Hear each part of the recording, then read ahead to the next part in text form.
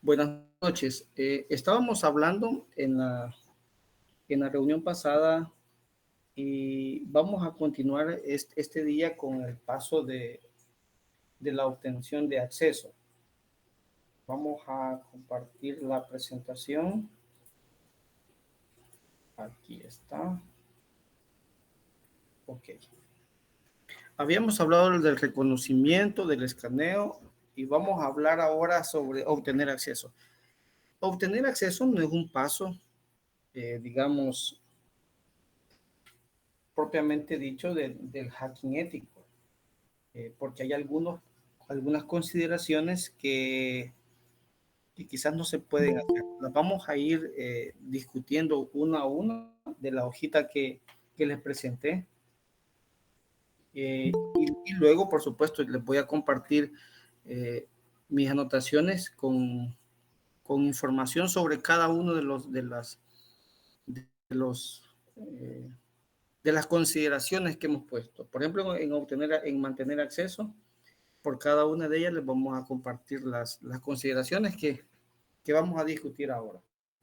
Bueno, mantener acceso, digamos, en una prueba de penetración implica eh, tener cierto control sobre el equipo, sobre la red a la que se está auditando o a la que se le está haciendo el hacking ético.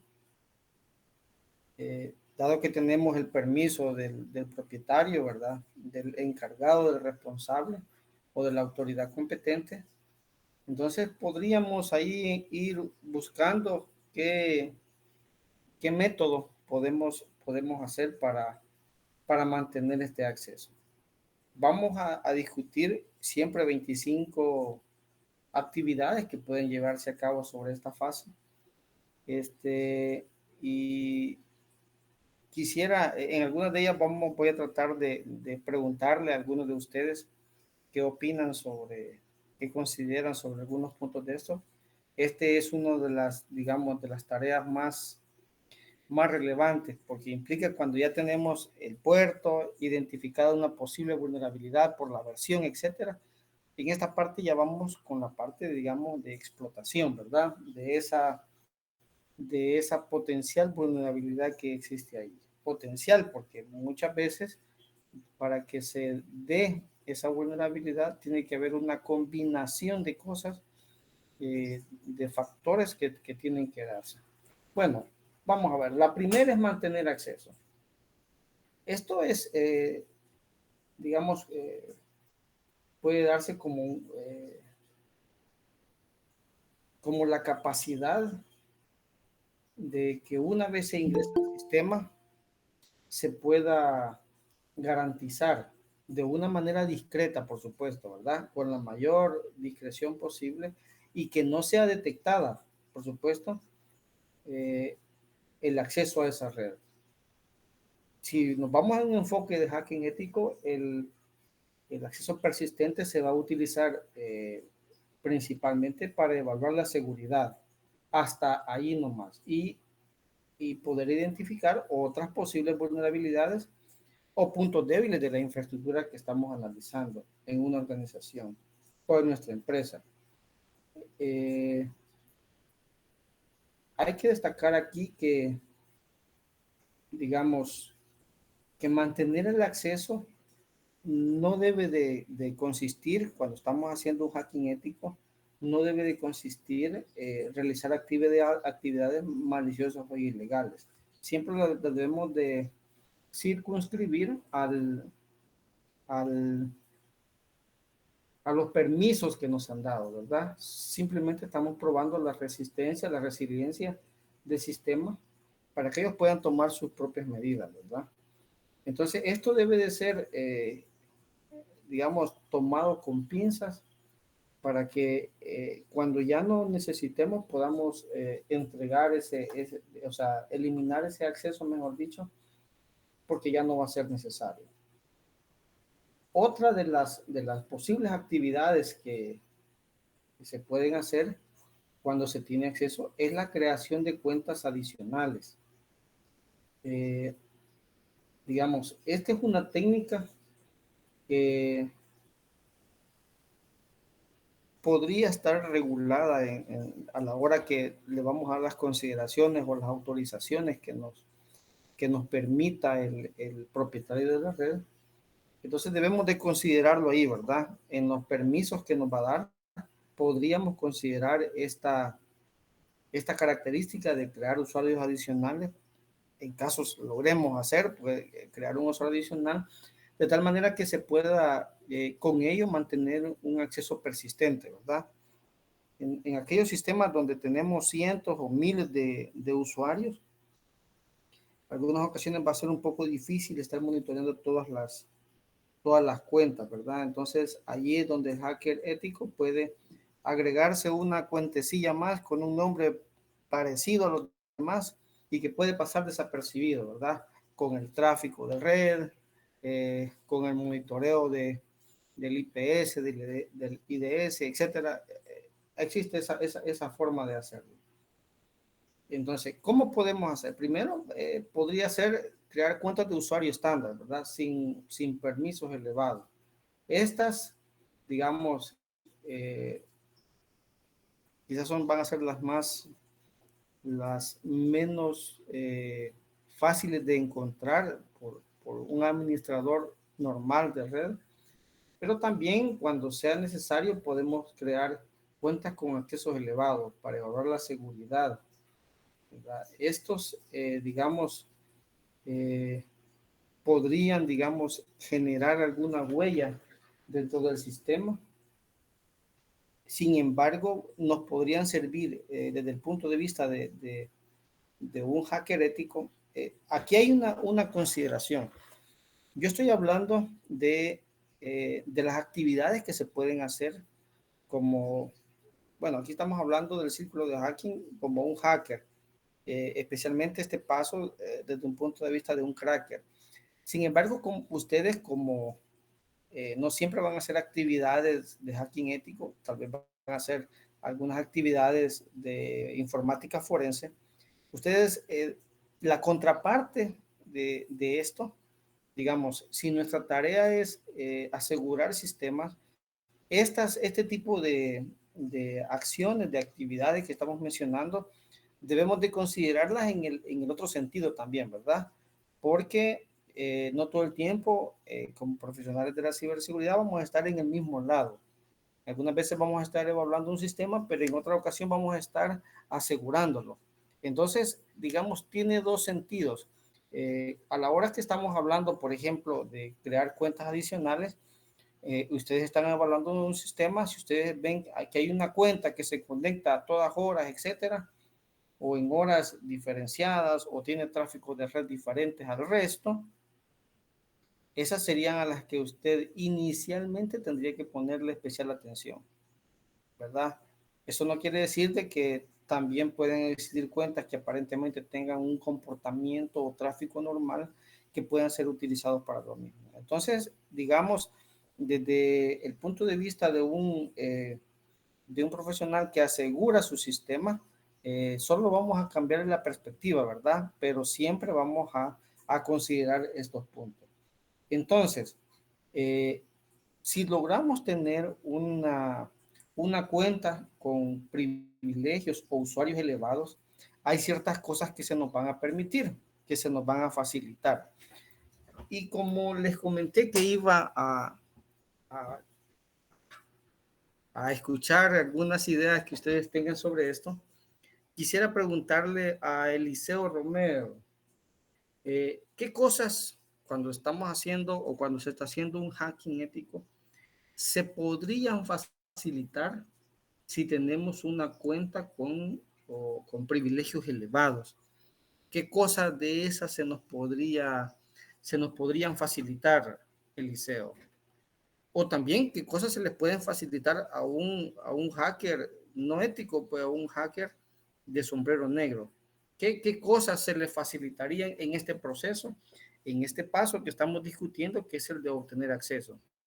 Eliseo, Sí, buenas noches. buenas noches. Bueno, digamos, si tenemos el acceso de como administrador, en ese caso, pues teníamos acceso a toda la información que se tiene, no sé, digamos, digamos, en la computadora. porque usted tiene acceso como administrador, no sé, pienso. ¿Y cómo aprovecharía ese acceso? Digamos, si fuera, imaginémonos que fuera un cracker, un hacker no ético. ¿Cómo aprovecharía usted eh, eso, ese usuario que tiene? ¿Cómo lo aprovecharía? Bueno, si estamos hablando así como un hacker de no ético, Sí, pues igual yo puedo extraer información y poderlo, no sé, negociar o vender por otro lado. Pero si estamos hablando como un hacker ético, pues yo veo la cuestión de no sé, alguna vulnerabilidad y luego informar a las personas, bueno, al encargado, a los gerentes, y decirle, mire, aquí en cierta parte hay vulnerabilidad y tiene que resolverla y se le da la recomendación, vea, si lo hace, bueno, si no, pues ya sabe cuáles son los problemas que puede enfrentar después. ok. ¿Alguien tiene una idea? Está bien, Eliseo, ese es el camino por el que vamos, pero hay algo más que cómo se podría aprovechar y cómo se aprovechan realmente. ¿Alguien tiene otra? Sí, escucho. Tal vez enrutar el tráfico a otro, a mi servidor o a donde yo Un, quiero para obtener la información. un comando y control, digamos. Otra parte que podría ser importante es interrumpir la continuidad del negocio de alguna organización y a su vez Ok, darse créditos de que pudo llegar a vulnerar la seguridad de una empresa. ok, Guillermo. ¿Alguien tiene otra idea adicional, Luis? Digamos, como no sé cuánto tiempo tendré acceso, se puede crear como un usuario oculto para tener otro acceso o incluso múltiples usuarios y tal vez buscar descargar base de datos o código fuente. Muy bien. ¿Quién había levantado la mano? Me parece que Yo, ahí solo que no logro ver quiénes levantaron la mano, solo yo, veo que hay manos levantadas. Adelante. yo, también como aprovechar el acceso para dejar código malicioso. Muy bien, de acuerdo. También se podría crear, digamos, una puerta trasera, ya que tenemos los accesos. Se crea, Ah, digamos, para un ahí próximo. se va poniendo más interesante, Diana. ¿Ok? ¿Alguien más?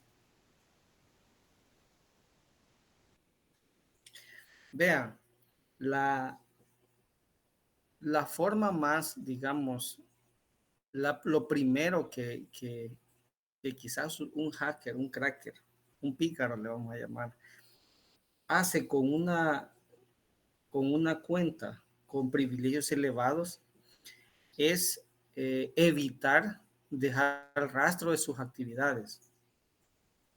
Es decir, en la medida de lo posible va a comenzar a deshabilitar aquellos controles que puedan generar alertas o alarmas. Eso es en forma general. Es decir, vamos cuando analicemos un servidor y, por ejemplo, vámonos ahora como un auditor, ¿verdad? O nosotros como un pentester. Eh, lo primero que tendríamos que hacer quizás es verificar si el antivirus está funcionando. No que esté el icono ahí en la barra de herramientas, ¿verdad? De notificaciones. No que esté el icono ahí, sino que esté funcionando de verdad. Si ustedes se fijan, digamos, un antivirus, a medida de que se ponen más archivos, menos archivos, se pone un dispositivo extraíble, etcétera, la carga de trabajo aumenta porque tiene que analizarlo, ¿verdad? Entonces, una de las primeras cosas que tenemos que hacer es verificar que todos esos mecanismos de logueo están funcionando. Imaginémonos que tenemos una base de datos y el hacker o el cracker en este caso quiere copiar información de esa base de datos. ¿Qué creen ustedes que debería deshabilitar este hacker? ¿Qué creen ustedes que deshabilitaría si encuentra una base de datos? ¿qué creen ustedes que deshabilitaría en ese caso? ¿Alguien tiene una idea? Si ustedes fueran un cracker, ¿qué deshabilitaría? El registro del log para, Exacto, para que no vean que entré. exacto, Nelson. Así es. ¿Alguien tiene otra idea? Eso es correcto, Nelson. Ahí estamos bien. Pero también hay otras cosas que podríamos deshabilitar. ¿Alguien tiene otra idea? Siempre creo que es parte del registro del log, pero quizás también diferente. Es, digamos, todos aquellos triggers, ¿verdad? Que puedan generar algún registro, quizás en una base de datos diferente, etcétera, de las transacciones que se estén haciendo. ¿Alguien levantó la mano? Yo no logro ver quién levanta la mano, pero ustedes, por favor, adelante. Buenas noches. Buenas Sí, noches. en el caso de que pues yo fuera cracker, deshabilitaría todas las tablas de auditoría también en la base de Exacto. datos. Claro, porque los triggers van llenando esas tablas de auditoría, ¿verdad? Ellos solitos van llenándolas. Ahí hay procedimientos que se van configurando. Unos ya están per se y otros que podemos ir agregando nosotros. Correcto. Es decir, lo primero que cuando analizamos un servidor, una computadora que ha tenido algún problema o presenta algún comportamiento anómalo, es ver todos estos elementos que se llaman indicadores de compromiso. Es lo primero. Ahora, eso sí lo estamos viendo desde el punto de vista de digamos, de un auditor de seguridad. Y si lo vemos desde el punto de vista de un hacker o de un pentester que quiera hacer estas tareas, también tendríamos nosotros que mientras dure el pentesting, digamos, hacer algo de esas tareas para que no nos vayan a pillar y nos vayan a quitar el acceso, ¿verdad? En la medida de lo posible, sin intentar quitarle la consistencia a todo el sistema. Habría que ir con precaución en ese caso. Ok. Otra actividad que podría hacerse, bueno, ahí creo que ustedes las tienen anotadas en el documento que les compartí, es el uso de malware persistente. ¿Alguien se recuerda o sabe de algún nombre genérico de malware persistente? ¿Alguien ha escuchado hablar de alguno? Porque quizás lo de gusano. Perdón. Muy bien. O sea, no es que nosotros estemos, digamos, no es que nosotros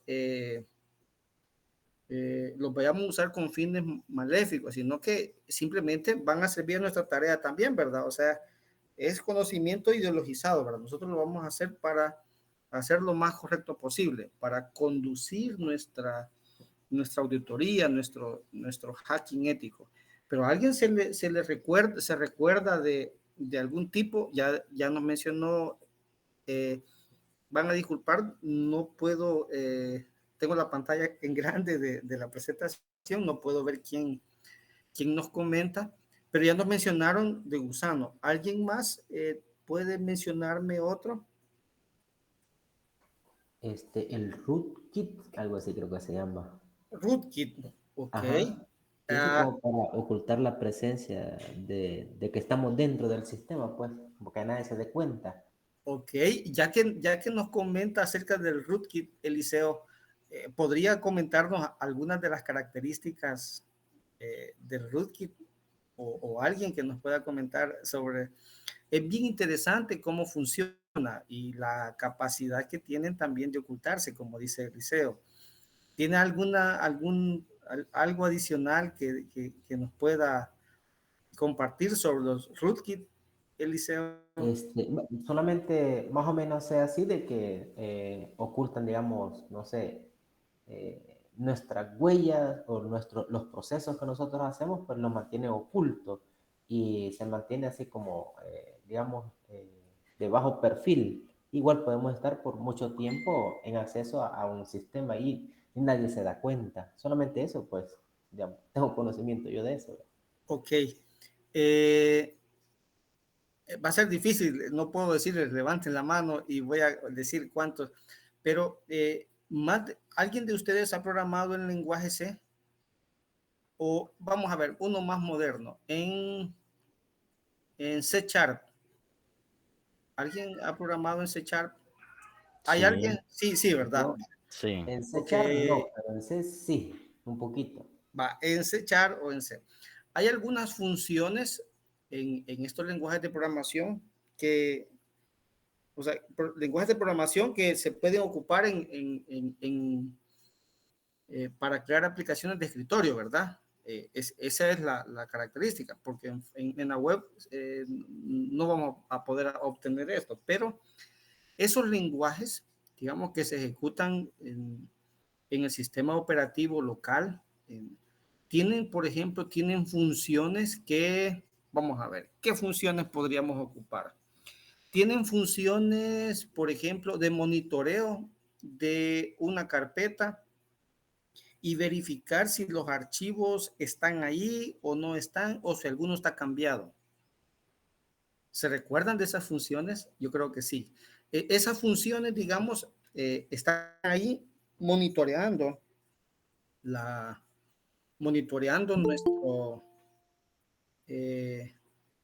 nuestro sistema de archivos en busca de cambios, ¿verdad?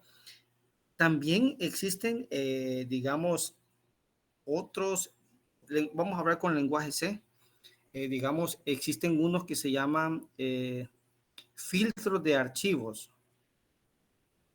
Se llaman drivers de filtros de archivos. Esa es más o menos la traducción al español. Estos sistemas funcionan como drivers. ¿Cómo es un driver? Un driver es, digamos, un componente de código en el que hay un stack. Un stack es un apilamiento, es decir, hay una jerarquía de ellos y va de arriba hacia abajo, los drivers. Entonces, algunos de estos drivers se ejecutan primero, otros después. Cuando hay una petición de un dispositivo, al decir dispositivo puede ser un mouse, puede ser un disco duro, puede ser la tarjeta de red, audio, etcétera. Cuando hay una petición del sistema operativo o del usuario, perdón, hacia el sistema operativo, y voy a poner una petición, digamos, de lectura, un client de lectura, digamos, un create que está creando un I/O hacia el disco, él pasa sobre, digamos, el driver de sonido y dice, ok, esta es una solicitud de disco. Él dice, el driver de sonido dice, esa no me interesa, que la vea el siguiente driver. Y la ve quizás el driver de tarjeta de red. Ese dice, no, no es mío esa solicitud. Pero hay uno que es el driver, un driver de filtro de archivos. Entonces dice, ok, este sí es mío. Y él dice, ok, ¿qué voy a hacer con esto? ¿Permito el acceso? ¿Lo deniego? ¿O solo lo monitoreo? ¿O hago un cambio de eso? Por ejemplo, este sería el tipo de programación de un driver de filtro de archivos que tendría que hacerse, digamos, si tenemos en un disco información cifrada y cuando la va a ver, imaginémonos un documento en PDF y cuando la va a leer la aplicación que se llama acrobat.exe, se lo voy a entregar a él descifrado. Pero si quien lo quiere leer es un archivo que se llama, es el explorador de Windows, por ejemplo, el sistema, o SB Host, otro, digamos, o digamos cualquier otra aplicación, se lo voy a dar cifrado para que no puedas ver qué está pasando ahí. Entonces, él tiene la capacidad, por ejemplo, que cuando listemos este tipo de programación, digamos, tiene la capacidad de ir e instalarse y tiene la capacidad de que se le pueda mostrar cierta información al usuario dependiendo de la programación que sea. Entonces, un rootkit, volviendo a lo que nos decía Eliseo, muy interesante por cierto, un rootkit es un componente de archivo que se instala con los permisos más altos, es decir, con con permisos elevados, pero no son los permisos elevados de un usuario, como el usuario explorador, el usuario administrador, sino que son, en el sistema operativo existen varios aros de seguridad, y cuando hablamos de los rootkits se están instalando en el kernel, es decir, en el ring 0, a donde está el stack de drivers, y por eso tienen la capacidad de ocultarse.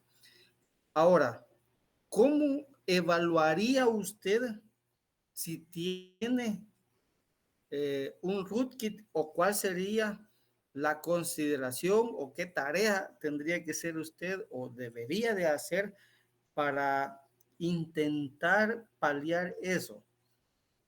Ya hablamos, o sea, que es un componente digamos, que se instala ejecutándose con los permisos más altos. Hoy mi pregunta va, ¿qué podríamos hacer, digamos, para evitar esto, o por lo menos para detectar? ¿Alguien se le ocurre? O sea, para instalar un rootkit hay varios pasos.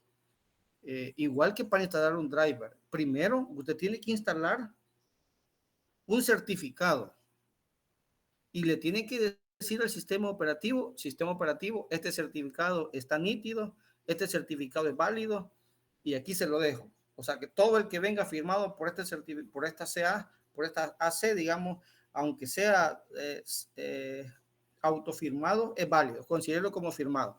Y se lo presentamos al sistema operativo.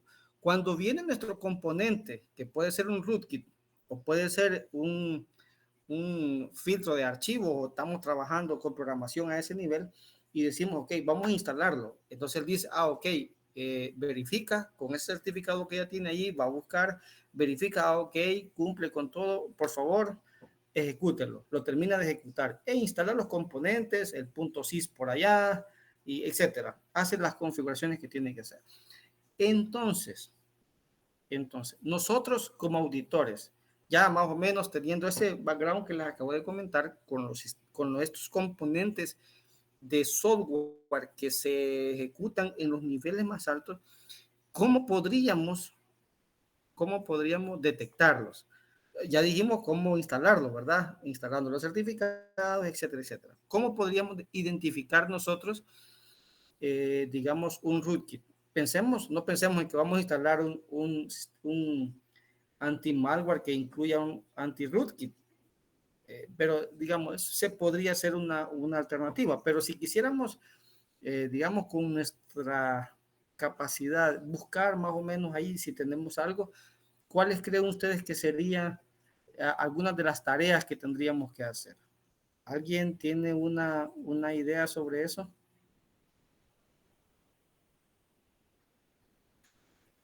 Ok, vean, usando criptografía como siempre. Quiero ver, ayer estábamos discutiendo con algunos de compañeros de ustedes, y hablábamos de la importancia de la criptografía.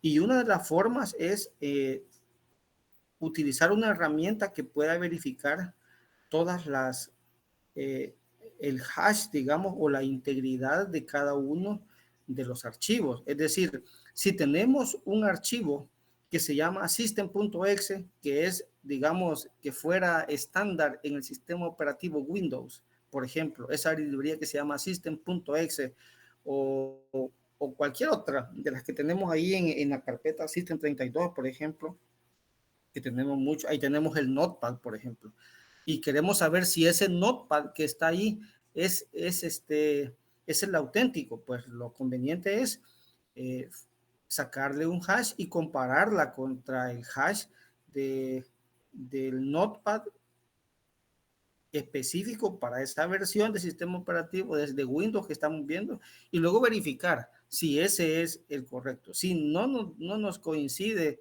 no nos valida el hash, entonces estamos ante un programa malicioso, ¿verdad?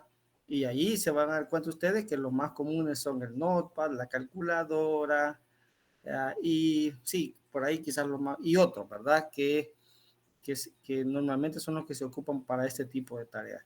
Y también la otra cosa sería ir y buscar en nuestro almacén de certificados, que solo existan certificados, digamos,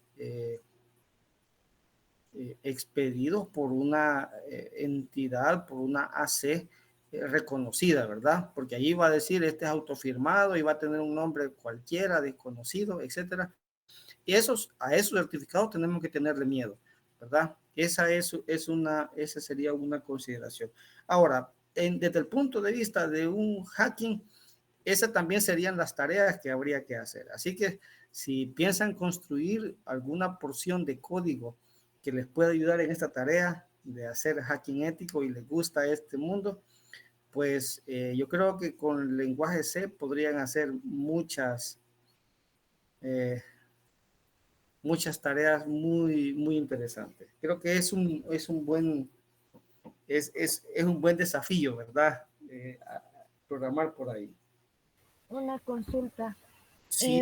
Yo estaba leyendo sobre rootkit, pero según dice que para combatirlo, si una computadora se encuentra que tiene rootkit, la única solución es formatearlo, según lo que había leído. Sí, estaba viendo que algunos antivirus supuestamente ofrecen software que eliminen, pero no sé qué tan seguros son esos. Ok, ¿sabe por qué la recomendación es elimínelo? Algo que reinstalar el sistema operativo, algo que no van a poder hacer en un sistema de producción ustedes, eliminar todo. Ahora, a menos que estén seguros, ¿verdad? Porque si está comprometido, yo si tuviese un sistema comprometido, lo primero que haría fuera respaldarlo para mi análisis y aprendizaje, por supuesto. Y además, y después de eso, volver a reinstalar todo, ¿verdad? Con imágenes vírgenes de sistema operativo y del software que se usa. Sin embargo, eso es cuando ya hemos comprobado alguna violación a nuestra infraestructura, ¿verdad? Que tenemos que hacer eso. Ahora bien, los pasos que tendríamos que hacer, si lo queremos hacer manualmente nosotros, tendríamos primero ir a revisar todos los servicios que se están ejecutando. Luego, lo que les decía, verificar la autenticidad de todos esos, ¿verdad? Ahí tenemos, hay algunos comandos con como el SFC. El parámetro se me ha escapado, quiero ver cuál puede ser un parámetro. SFC. Comando para Windows, pues estoy hablando para Windows. Hay un parámetro, creo que no es el scan now, que nos permite nada más identificar si algunos de los archivos que se están ejecutando no coinciden. Sería el scan now. El scan now lo modifica de un solo. Ya. O sea que ese no nos vamos a dar cuenta que había ahí. Por eso es que no encuentro. Aquí está. Verify only. Ese es Verify only. Aquí lo acabo de encontrar. En ese se puede analizar la integridad y nos va a decir cuáles de todos esos no coinciden. Podría ser una forma, Diana, ¿verdad? De más o menos ir encontrando ahí cuáles son los que no coinciden. O sea, tenemos las herramientas, porque, por ejemplo, el SFC, si no tenemos una imagen a mano, él va a ir a internet y va a buscar los hashes de todos los archivos del sistema y va a intentar verificar y decirnos cuál de esos no coincide. No sé si alguien levantó la mano. Ok. Entonces, estábamos ahí discutiendo sobre el uso de malware y llegamos ahí por el rootkit, ¿verdad? Todavía no han mencionado el que yo tenía en mente. Me han comentado de otros que no tenía en mente. Está bien, pero el que yo tenía en mente No lo han mencionado. ¿Alguien quiere comentarme? Ransomware. ¿Perdón? El ransomware. Ese, digamos, lo vamos a, como es el que nosotros vamos a instalar para poder tener acceso a la máquina. O sea que estamos viendo en el paso que se llama obtener acceso y tener, digamos, cierto nivel de persistencia, prepararnos para el siguiente paso de la persistencia. ¿Sí? Entonces, digamos, estamos viendo en obtener acceso y cuando se obtiene acceso, ¿qué es lo primero que vamos a hacer? Decir algún componente que pueda ser considerado malware, aunque no específicamente lo sea, pero hay algunos software de este tipo que nos pueden ayudar. Y por ahí, sí, Troyanos. digamos, sí, troyanos, por ahí, por supuesto. Lo del acceso remoto. Perdón. Un keylogger, quizás. Muy bien, un keylogger, algo más. Miren, o sea, sí, todos esos que ustedes me han dicho forman parte de, digamos, de esto que yo tenía en mente y es del RAT, que por cierto estoy inseguro de cuál sea pero me parece que es Remote Access Tool, RAT, Remote Access Tool, sí, esa es. Remote Administration Tool. Allí ustedes pueden, si ponen Remote Administration Tool, van a encontrar muchos componentes de software que le permiten hacer como un RDP, es decir, ver la pantalla del equipo remoto, ejecutar comandos, activar algunas cosas, cámaras, sensores, etcétera. Ahí yo les dejo el nombre y pueden ir a revisar en internet y van a encontrar ahí muchos usos que pueden darse. Ese sería para mí digamos, algunos de los primeros que yo intentaría instalar, un RAT, para tener el acceso a él, ¿verdad? Y ellos tienen ya las capacidades, algunos de ellos tienen la capacidad de ocultarse. Es decir, que cuando usted lista los procesos activos, no los puedan ver. Y algunos de ellos tienen la capacidad también de inocular su antivirus, ¿verdad? O sea, son muy, digamos, muy versátiles en las tareas que hacen. Entonces, yo creo que sería muy conveniente que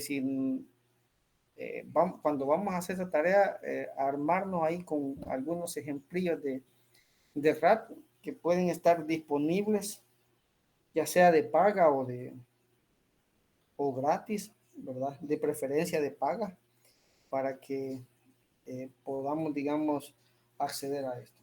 Otra de las cosas que también estábamos, que yo les coloqué ahí en la hojita es la programación de tareas y de scripts. Vamos a ver, la programación de tareas y scripts. Quiero acceder a la listita de los que estamos aquí conectados. Alexander José Gutiérrez. Digamos, cuando hablamos de programación de tareas y script en este paso del círculo del hacking, que se llama obtener acceso, ¿a qué considera que nos podríamos estar refiriendo?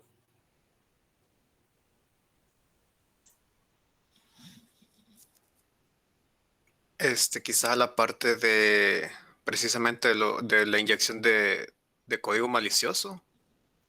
Muy bien. Ahí vamos en camino. ¿Alguien tiene otra idea? Hay varios elementos, no solo son uno, son varios elementos que podríamos... Sería la parte en la que el malware se está comunicando con el servidor que lo controla para estar recibiendo todo lo que va a estar ejecutando dentro del endpoint afectado. Podría ser. Lo que usted me acaba de decir, Maciela, es que, por ejemplo, imaginémonos que nosotros decimos, ok, eso se puede, digamos, concatenar con otra de las que vamos a ver más adelante, que se llaman comando y control, por ejemplo, y podemos dejar una tarea programada que se llame revisar base de datos, y lo que hace esta tarea programada es de que cuando llegue o cuando transcurra cierto tiempo o en determinado momento, quizás cuando hay mucho tráfico o cuando no hay tráfico, dependiendo cuál sea nuestra consideración, cómo queremos ocultar el tráfico. Él diga, por ejemplo, en ese momento va a ejecutar una shell reversa, por ejemplo. Y esa nos va a permitir conectarnos a él. Ya configuramos el otro acceso también, el otro servidor de control, de comando y control, y en ese momento se conecta. Es decir, tareas de ese tipo, o digamos, deshabilita por cierto tiempo con los scripts, hablando no solo de tareas, sino que también de script, deshabilita, imaginemos de 0 horas a 01 el registro del log del sistema operativo, y en ese momento él hace otra conexión que quiere, copia, otra tarea que necesite hacer. ¿Sí? Entonces, cuando estamos desde el punto de vista de la auditoría, lo estamos discutiendo por eso, porque nos debe de servir cuando estamos también auditando la seguridad. Y si somos pentester, obviamente, si nosotros encontrásemos alguna de estas cosas dentro de las tareas programadas, etcétera, ¿no creen ustedes que sería un indicador de compromiso relevante para nuestra empresa, para nuestro cliente? O sea, si encontramos que el registro de eventos de Windows, por ejemplo, se desactiva de 0 horas a 01 o de 12 horas a 1 de la tarde, por ejemplo, y se desactiva a esa hora, por supuesto que eso vamos a tener ahí, estamos en serios problemas, hemos encontrado un serio problema ahí, y que solo hemos visto la punta del iceberg en ese problema que tenemos. O sea, que estos son hallazgos que podemos hacer nosotros cuando estamos haciendo nuestro análisis, ¿verdad? Esas son cosas que tenemos que analizar. Entonces, aquí las discutimos desde el punto de vista, digamos, de obtener acceso y todo, pero lo que les decía hace un momento, también las vamos a considerar desde el punto de vista de nuestra auditoría que estamos haciendo, ¿verdad? ¿Ok? ¿Alguien se le ocurre otra idea más sobre programación de tareas y scripts? Los bonnets. Podría ser para servir para tareas de ese tipo, ¿verdad? Cryptomini, etcétera. Ok, ahí a grandes rasgos podríamos decir escaneo de vulnerabilidades, quizás fuerza bruta de contraseñas, explotación de vulnerabilidades que ya existen, quizás enumerar usuarios y cosas así, deshabilitar algún tipo de control, ¿verdad? Todo eso se podría hacer. Y más ahora si tiene, por ejemplo, tenemos a PowerShell, que digamos cuando no queremos tener un servidor muy pesado, independientemente, bueno, para el caso de Windows, por ejemplo, queremos instalar todo solo en línea de comando. Ahí vamos a ver que con PowerShell hacemos todas las tareas, ¿verdad? No necesitamos la interfaz gráfica. Ahí está todo. Entonces, obviamente, van a ser script y cosas así. Es más, los PowerShell se basa en Visual Basic para aplicaciones, ¿verdad? Para escribir toda la funcionalidad que tiene PowerShell, ¿verdad? Ok, vamos a ver. Otra cosa, ya me perdí por dónde iba, estábamos hablando de programación de tareas y script, ¿verdad? Ok, acceso a VPNs, o túneles cifrados, tenemos que darle una verificación si no tenemos software de este tipo. o si hay puertos habituales de algún software de este tipo que está abierto en el servidor. Tendríamos que revisarlo, por supuesto, para ver qué está pasando ahí. Ok. También tenemos las famosas shell inversas. ¿Alguien sabe qué son las shell inversas?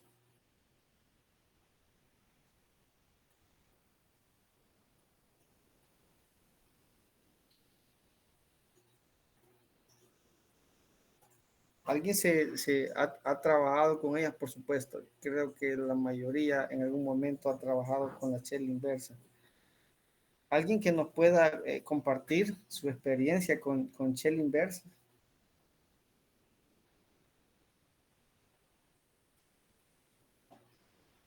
Ok, en un servicio web normal, digamos, un cliente se conecta a un servidor. Es decir, cuando se va a consumir un servicio, el cliente es el que se conecta a un servidor.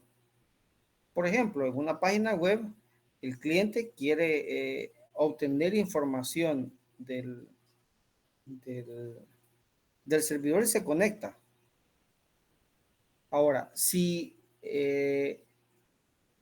para tareas de hacking o de malware, etcétera, fuera la misma tarea, lo que pasaría es que, digamos, con algún comando, como por ejemplo netstat, podríamos, sin mucho, saber que ahí están las conexiones que se están realizando hacia diferentes destinos, lo vamos a decir, hacia diferentes destinos. Y podríamos ponernos a investigar por qué están conectándose nuestra computadora hacia esos destinos. Por cierto, háganle un netstat a su computadora de Windows y se van a dar cuenta a dónde se está conectando permanentemente. Ahí repítanlo unas 15 veces y van a ver ahí qué curiosidades pueden obtener de ahí. Entonces, si digamos, alguien pusiera un servidor y este otro servidor comprometido, le vamos a llamar víctima, se comunicara con este servidor del atacante, vamos a llamarle atacante, se comunicara, nos fuera bien fácil identificar al atacante, porque tendríamos a dónde se conecta. Ok, a tal parte, ok, ese es el atacante y lo vamos a buscar. ¿Sí? Hacemos ahí algo, ya sabemos a dónde va a estar. Sin embargo, las shell inversas funcionan diferente. Hacen de que la víctima se comporte como el servidor y que el interesado o el atacante sea el que se conecta. Es decir, abre un puerto TCP, digamos, que está escuchando y aceptando, manejando peticiones externas. Pero la característica principal es que estas peticiones se convierten en instrucciones que se ejecutan en el sistema operativo. Es decir, tenemos la combinación de un servidor TCP que está escuchando en un puerto, pero todo el contenido que está recibiendo, la forma de procesarlo es mandándoselo a la línea de comando y ejecutándolo. Esa es a lo que le llamamos una shell inversa, ¿verdad? Es la combinación de las dos cosas. Ok, luego tenemos la configuración de puertas traseras. ¿Alguien en alguna ocasión ¿cómo lo vamos a poner? ¿Alguien se puede imaginar cómo podríamos, digamos, incluir una puerta trasera, digamos, en un sistema operativo, vamos a decir, Windows, digamos? ¿Alguien tiene alguna idea de por dónde podría ir esta tarea? ¿Cómo podríamos hacer eso? Vean, las puertas traseras son accesos que se tienen que no están documentados, básicamente. Ese es un acceso no documentado y posiblemente no permitido por el propietario del equipo, posiblemente. Pero lo más importante, no está documentado. Y el medio para instalar los sistemas operativos son básicamente, digamos, los archivos .iso que pueden tener, digamos, que es la imagen de un CD. De verdad, ahora ya no quemamos los CDs a menos que sea extremadamente necesario, pero normalmente ya no lo hacemos, sino que ocupamos sobre todo en entornos virtualizados. Pero con eso tenemos también una desventaja y por eso normalmente uno dice, ok, si va a instalar Office, instálelo el que descarga de Microsoft, ese Office, para estar seguros que no está, digamos, manipulado. Si va a instalar Windows, no instale el Windows que le da el vecino, sino que descargue una versión auténtica, virgen, digamos, del sitio oficial para evitar cualquier problema. Ahora, si nos ponemos desde el punto de vista del hacker, del cracker o del hacker, por ejemplo,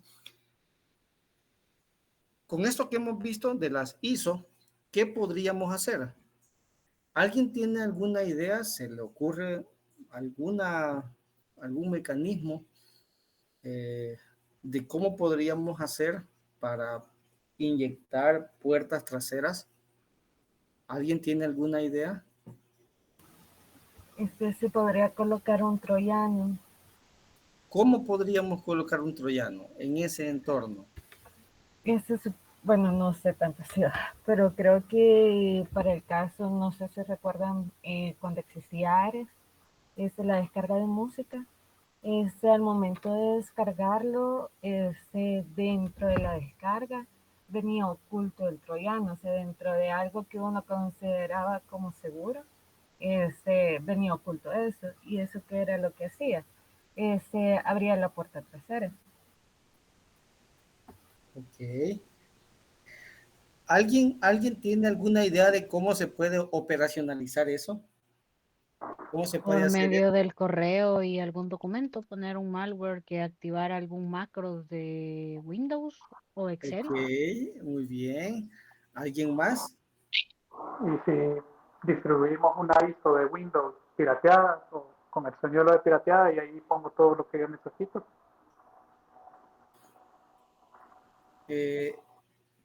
Digamos como esas distros que nos consiguen, ¿verdad? Que ya tiene todo instalado. Justamente. Ok, muy bien, Ahora Nelson. podría funcionar, digamos, la técnica de, ¿cómo se llama? Esteganografía, algo así creo que es, donde se oculta información dentro de imágenes o archivos. Ok. Quiero ver si puedo compartirles una imagen.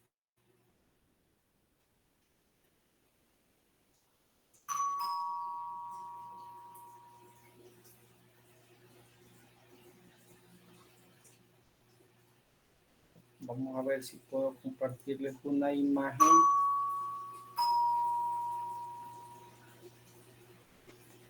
Una imagen de un...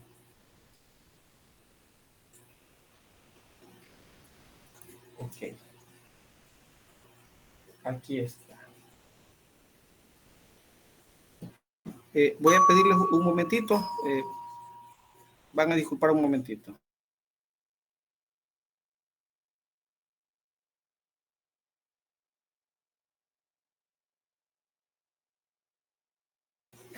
Ok, las disculpas del caso. Les voy a compartir una pantalla sobre algo que tiene que ver con esa tarea. Vamos a ver dónde está. Dejar de compartir Y luego vamos a compartir esta ventana que se llama así.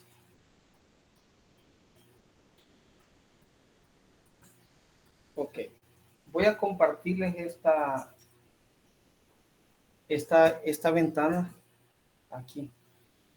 Esta es, digamos, es como que se hubiese tomado una ISO. En este caso era de Windows 2012 R2. Sí, pues se puede ver, se logra ver, ¿verdad? Lo que está en la pantalla. Ok. Me confirman si lo logran ver. Okay. Sí, ahí, como que fueran de Windows Server, algo así. Exacto, es Windows Server, no hay más Windows Server, solo que hice algunos cambios a esto. Es decir, tuve el ISO, después del ISO lo que hice fue extraerlo con WinRAR, nada de herramientas peligrosas y violentas, sino que con WinRAR. Y si ustedes se fijan, hay una carpeta que está modificada, ¿verdad? Dice la semana pasada, es la carpeta de sources. Y ahí está, sources. Yo le agregué una carpeta que se llama Virtio. Está, miren. Es esta.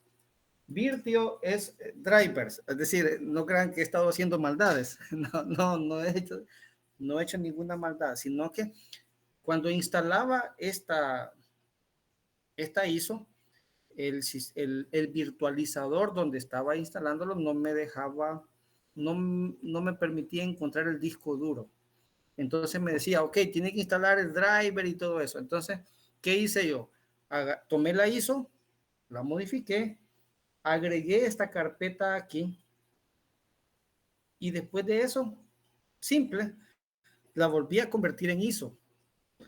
No recuerdo qué herramienta ocupé para convertirla en ISO otra vez, pero cualquiera de las herramientas, WinImage me parece que ocupé, no estoy seguro realmente, pero lo que les podría decir es de que tomé esto, edité lo que quise en el ISO y luego, después de eso, me quedó un archivito .iso que se llama WinISO, este que está aquí, propiedades. Ok, ahí está. Ese es el archivo ISO, lo subí como ISO y ya instaló sin problema alguno, funciona perfectamente. Así como hice yo eso, podría cambiar algún ejecutable de los que están ahí y luego, digamos, hacer que se ejecute cuando alguien lo instala sin problema alguno. Ese, digamos, es ¿cómo le diría? Esa es el verdadero problema de instalar ISOs que hemos descargado de otra parte. Es decir, les muestro eso, que no necesitamos ciencia de cohetes, no necesitamos tener conocimientos extravagantes de sistema operativo, etcétera. No necesitamos eso, sino que lo que necesitamos nada más es tener la idea de por dónde va la necesidad de la víctima, en este caso de nuestro cliente a que le estamos haciendo un hacking ético, y fácilmente podríamos configurar una ISO que parece, cuando ustedes la ejecutan, es exactamente igual que cualquiera. No tienen ninguna diferencia en absoluto. Pero, bueno, podríamos discutir en otro momento, porque ahí hay unos archivos donde están básicamente el listado el listado de archivos que se copian y a dónde se copian. Y podríamos agregar un par de líneas más para copiar eso. Es decir, nada de eso es extravagante, porque lo que se está editando son archivos de texto. Entonces fácilmente los cambiamos y ya. Entonces, lo que les quiero decir es de que también debemos de verificar cuando vamos a instalar una ISO y queremos asegurarnos, ¿qué creen ustedes que debemos de hacer? Si nuestro sistema es crítico, si nuestro sistema es importante, y ya nos ponemos del lado del que protege la seguridad, porque aquí estamos hablando del punto de vista del hacker, ¿verdad? Del cracker, digamos, pero también tenemos que, digamos, compartir. ¿Qué harían ustedes para saber si esa ISO que se va a instalar es auténtica o no? Buscar el hash original de la ISO y verificar que es el mismo. Exacto, Maciela. Esa es digamos, ese es el punto al que quería llegar. Es decir, usar criptografía para asegurarnos, ¿verdad? Métodos seguros para saber que lo que estamos instalando es correcto. Bueno, hemos hablado de eso, explotar vulnerabilidades persistentes. Allí habría que recopilar información del sistema operativo, detectar esas vulnerabilidades, analizarlas y saber cuáles vamos a explotar. Uso de técnicas antiforenses. Este me parece un poco relevante también, que lo discutamos, digamos así, un poco más desmenuzado, ¿verdad? Porque nos puede dar ideas a la hora de estar haciendo esto. Ok, ¿alguien tiene alguna idea de a qué se refiere con el uso de técnicas antiforenses? ¿Alguien sabe de alguna?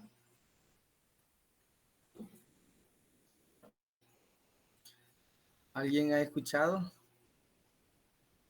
Ok, bueno, esta partecita es muy interesante, les voy a decir, muy interesante. Existen un cierto tipo de software que se llaman empaquetadores de ejecutables. Vamos a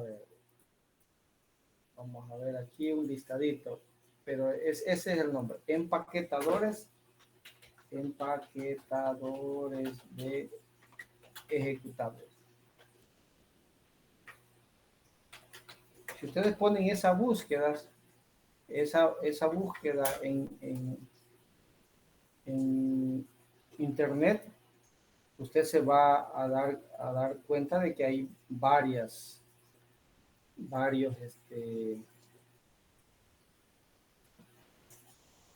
software de este tipo. ¿Para qué sirve un empaquetador? Pues digamos, ¿por qué están ahí y cómo surgieron esto? Miren, cuando usted crea un software, digamos, y quiere protegerlo, por supuesto, porque es su propiedad intelectual, etcétera, o hace algún proceso, imaginémonos lo siguiente.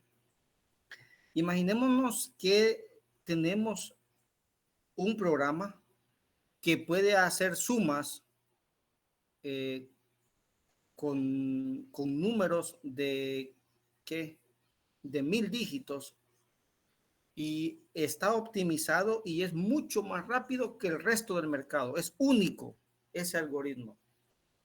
Hemos puesto un ejemplo ahí visible, pero digamos tenemos un algoritmo que que queremos proteger. Entonces, ¿qué sucede? Alguien puede decir, ok, vamos a ocupar un desensamblador, un disassembler, para ver el código y lo vamos a tener ahí. Es decir, cuando ocupamos esto, ¿qué sucede? Lo que sucede es que tenemos, digamos, una representación de código de máquina que fácilmente se transfiere en lenguaje assembler. Ahora, si tenemos la paciencia, porque tampoco es ciencia de cohete, pero si tenemos la paciencia y ocupamos debug 64 o debug 32 o ocupamos Hydra, cualquiera, digamos, o radares, que querramos ahí, desensamblamos eso y vemos ahí el código en Assembler. Podemos nosotros a partir de eso obtener el mecanismo para saber cómo funciona ese algoritmo. Entonces, un empaquetador es aquel que cuando analizamos estáticamente, es decir, sin ejecutarlo, estáticamente el archivo está como cifrado. Es decir, han movido el entry point del ejecutable, lo ha movido a otro lugar y el entry point que nos presenta cuando el archivo está estático, es decir, no está en ejecución, nos lleva a un lugar sin sentido. Quizás nos lleva a una dirección que puede ser en el área de datos, no de ejecución, ¿verdad? En el área de las variables, ¿verdad? Nos lleva a una dirección dentro del ejecutable que no tiene nada que ver con el entry point, con la función main. Entonces, ¿qué sucede?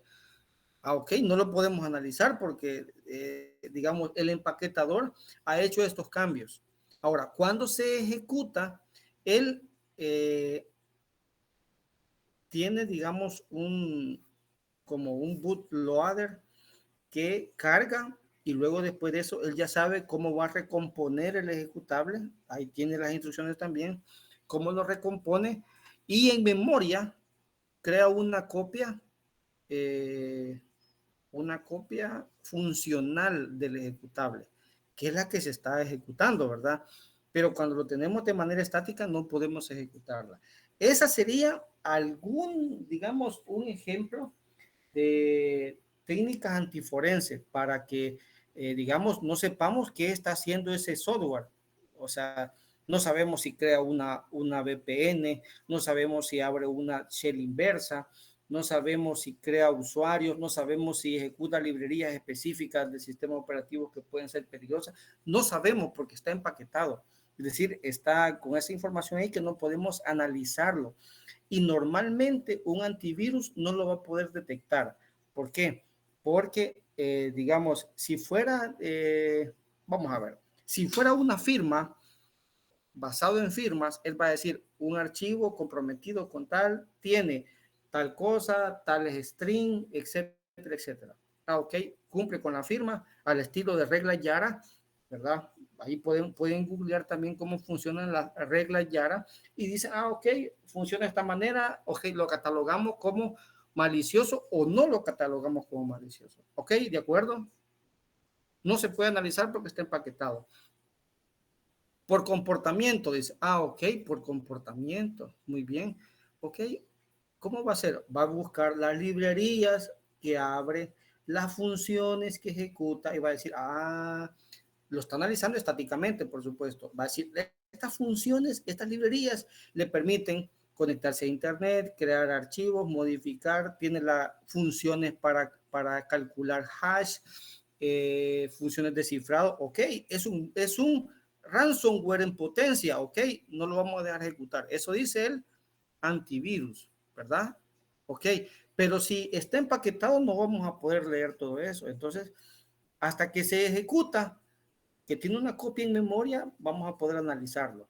Entonces, esta sería una técnica antiforense. Otra técnica antiforense puede ser el antidebug. Hay algunos los empaquetadores sirven para evitar el análisis del malware o de software estático. Y luego tenemos las técnicas anti-debug, que son las que evitan que se analice un software en ejecución. Es decir, cuando ese componente de software detecta ciertas variables en el entorno que le indica que se está ejecutando en un software que está debugueando, es decir, que está analizando paso por paso qué hace ese componente de software. Entonces lo que hace ahí es que, digamos, cambia la secuencia o le dice, ok, está en este entorno, salir. Y cuando vamos a ver y analizamos la secuencia, hace un par de cositas y sale. No pasa nada, pero el ejecutable mide 2 megabytes. ¿Y dónde está todo lo demás? ¿Dónde están todas las demás acciones? ¿Qué las hace? ¿Por qué no ejecuta nada más? Sino que solo medio ejecuta y sale. ¿Ok? Hay, digamos, técnicas anti-debug que se están ejecutando en ese componente. Entonces, cuando estamos hablando de uso de técnicas antiforense, estamos hablando básicamente de los empaquetadores y anti-debug, ¿verdad? Ahí, si desearíamos analizar más cómo se hace esto, es decir, o usted crea un componente de software y le pone anti-debug, o crea un componente de software y le pone un empaquetador también, ¿verdad? Para ir evitando que, o incluso, usted puede agarrar hablábamos de un RAT, de lo que hablamos hace un momento, agarra un RAT, lo empaqueta y ya, posiblemente ya no se lo va a detectar el antivirus. Bueno, mucha maldad, pero podría ser algún mecanismo ahí para que ustedes puedan ir probando, ir testeando la seguridad de que tienen en su máquina y ver si el antivirus que tienen tiene la capacidad de hacer todo eso, ¿verdad? Entonces, hemos hablado, creo que ha estado, bueno, no sé cómo lo consideran ustedes, pero creo que hemos discutido algunas cosas que pueden ser muy relevantes, ya sea que actuemos como un hacker o que actuemos como un analista de seguridad. No sé si alguien tiene alguna pregunta